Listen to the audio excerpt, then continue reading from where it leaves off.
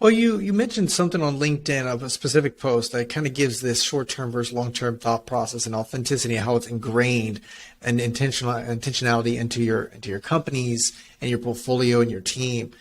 You mentioned something where, you know, majority of individuals, if they quit or they leave, or there's some other job or whatever, one, it takes almost 2 or 3 times that salary to find another individual, and then it takes almost 12 months for that person to be ingrained with your culture, as well as ramping up to 100% capacity of that job, whatever it is. So there's a lot of like misunderstanding. And so one of the things you mentioned in it is like, well, if you would have just had, in that post, you talk about how, well, if you were just empathetical and give that person a month off, and they would have come back more energized, would have been able to figure that out, whatever it is that they needed time off, it would have just cost you 4K instead of actually costing you maybe 80, $100,000.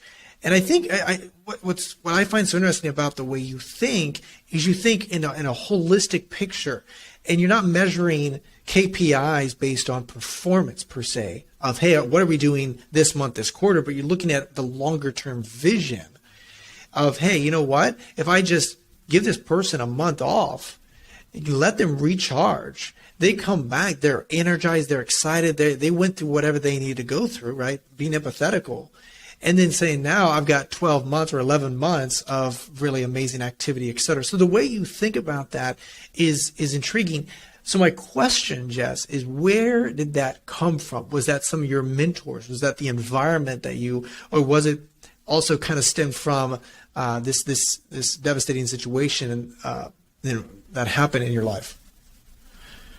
Yeah, well, a lot of it did come from the situation I went through, and because I wouldn't have done any of that before. But also, I ran the math because I realized that, let's say I went back to work right away, I would be like 10% as effective, and the company's paying for that. Like, it's paying for my full salary, even if I'm 10% effective. So what if I just recharged, came back, and then instead of being 10% effective when I'm back, I'm like truly 80% or 90% or 100% effective? Then it pays for itself versus having someone be down. On top of that, I also offer a lot of our portfolio CEOs and my leadership team at Maui. So Maui is essentially my holding company that's overseeing all the portfolio companies. And a lot of these CEOs, a lot of my senior team, they have executive coaches, they have advisors that Maui will pay for. Because I'm convinced that sometimes you need to have someone to talk to and get that perspective.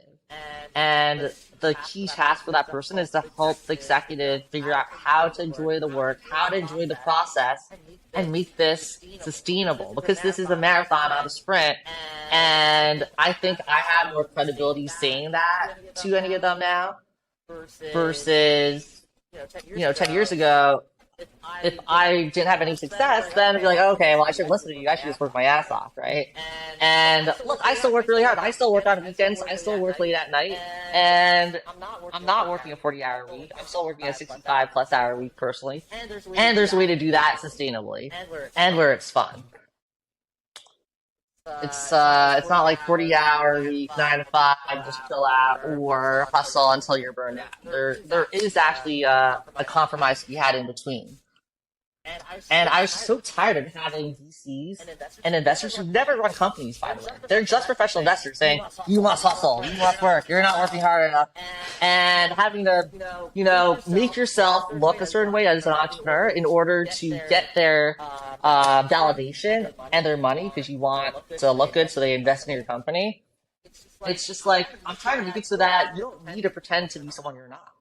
You can just be who you are and be honest with all the stakeholders within Maui. How much easier is it to operate that way? So I'm actually really happy that I was an entrepreneur first. I guess I still am an entrepreneur because I'm still, starting new companies. But with the capital behind me to invest, it's a different field versus if I was just investing passively. And I want to see the whole entrepreneurial ecosystem in Silicon Valley and elsewhere evolve to, have some more of this perspective. Yeah, and speaking on that, I find investing into companies and investing into people it's like hiring, but it's a relationship, but it's also marriage.